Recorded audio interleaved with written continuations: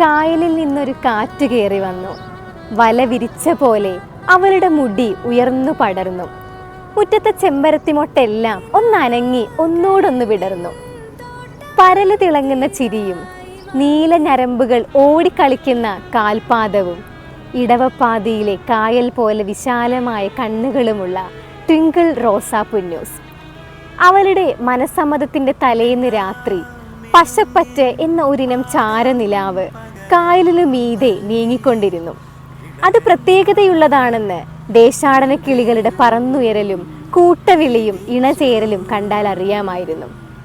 GR ഇന്ദുഗോപന്റെ പുസ്തകം twinkle റോസയും 12 കാമുകന്മാരും 3 കഥകളെ ഉൾച്ചേർത്തിരിക്കുന്ന ഒരു സൃഷ്ടിയാണ്.